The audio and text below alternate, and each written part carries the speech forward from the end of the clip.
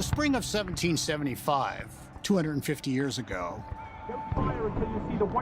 was a tenuous tipping point that could have gone either way. After the skirmishes at Lexington and Concord, Massachusetts wondered if it would stand alone. Its legislature petitioned the Second Continental Congress to create a national army. As the army now collecting from different colonies is for the general defense of the right of America, we would beg leave to suggest you're taking the regulation and general direction of it.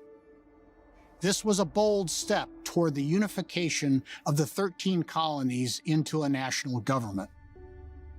While it waited for an answer, Massachusetts appointed French and Indian War veteran Artemus Ward to command the growing assemblage of troops surrounding Boston. His loosely organized command included regiments led by William Prescott from Massachusetts, Israel Putnam from Connecticut, and John Stark from New Hampshire. With little command and control structure, decisions were frequently reached by consensus, or sometimes by force of personality. Such was the case on whether to occupy Bunker Hill on the Charleston Peninsula that pointed like a dagger toward British-occupied Boston. Whoever controlled these heights controlled Boston, but for weeks both sides had left them unoccupied. Finally, General Thomas Gage, the British commander, decided to act. The British plan was to seize the hills at Dorchester to the south and then launch an assault against Bunker Hill.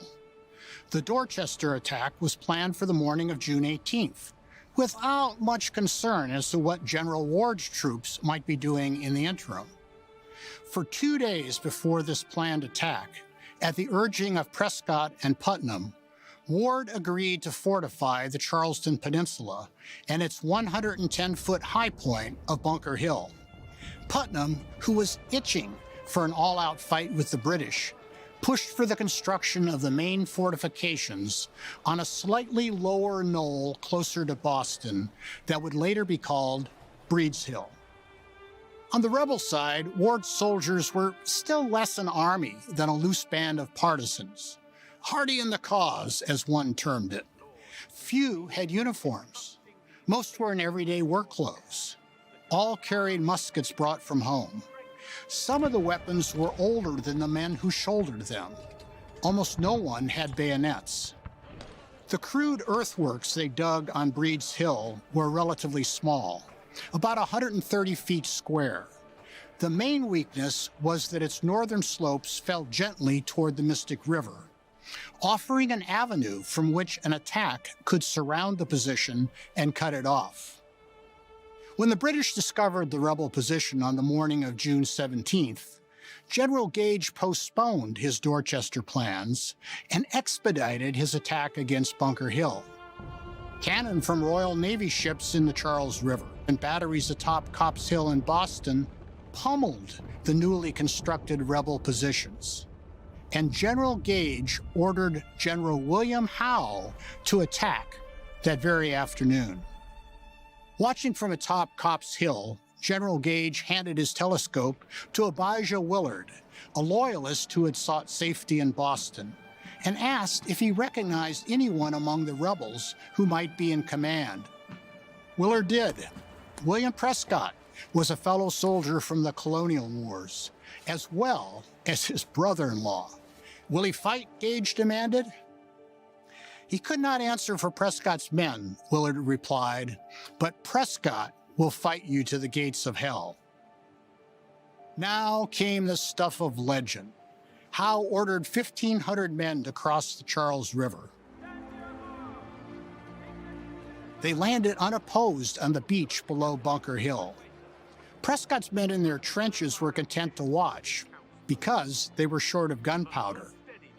Howe formed his troops on a rise about 100 yards inland, but what he saw next gave him pause. Colonel John Stark's 1st New Hampshire Regiment, about 400 men, had taken up positions behind a rail fence and a hastily erected stone barricade on the Mystic Beach, anchoring Prescott's vulnerable left flank. Seeing this massing of rebel troops, Howe sent for reinforcements. By the time they arrived, he had about 2,200 men in the field against likely half that number in the immediate vicinity.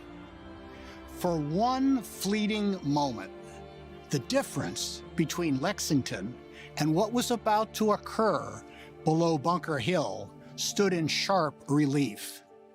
This could not be called an accidental encounter.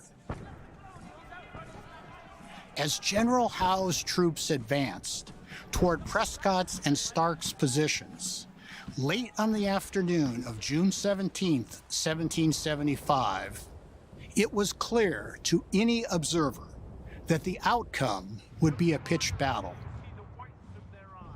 As British troops advanced uphill in two long lines and in column against Stark's position, the bulk of the American line stood silent, keenly aware of its limited gunpowder. "Hold your fire," commanders reminded their men. The quote, most associated with the Battle of Bunker Hill, is "Don't fire until you see the whites of their eyes."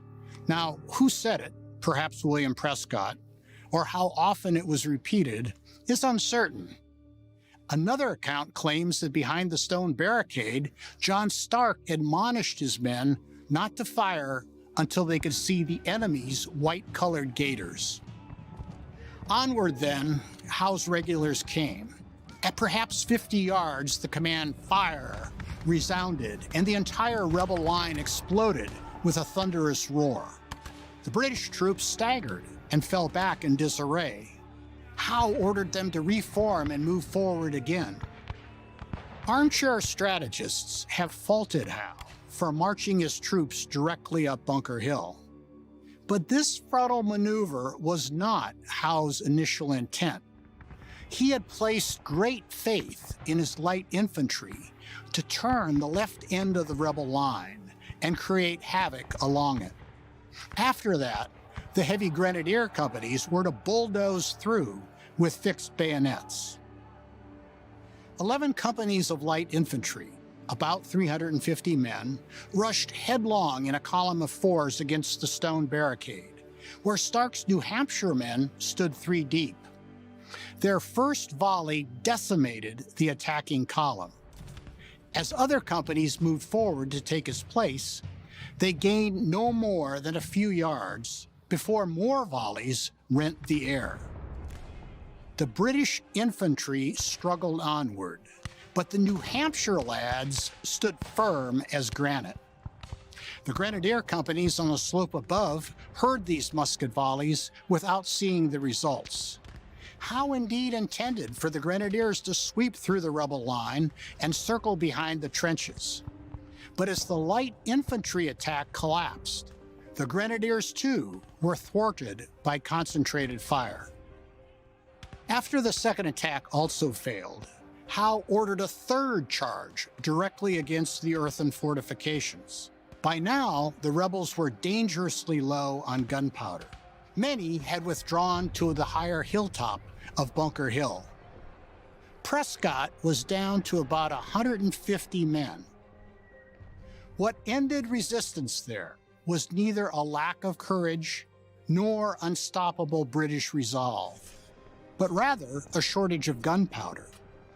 The remaining defenders lost their lives to British bayonets.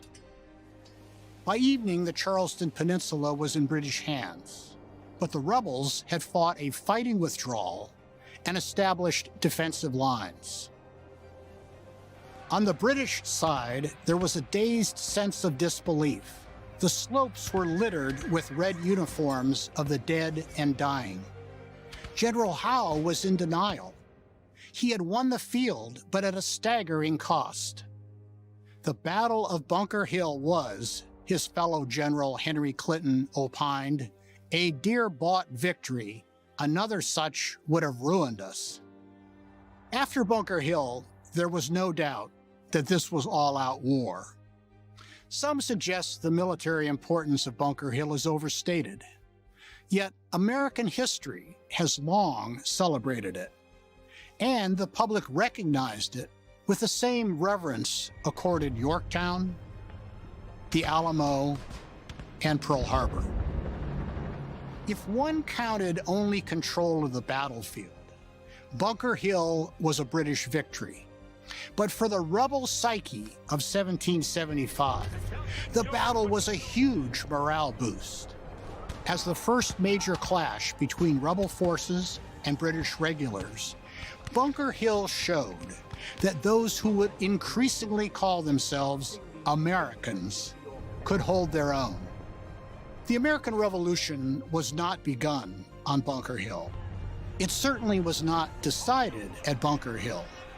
But the Battle of Bunker Hill proved that the fight for American independence and a new nation was truly begun in the American spring of 1775.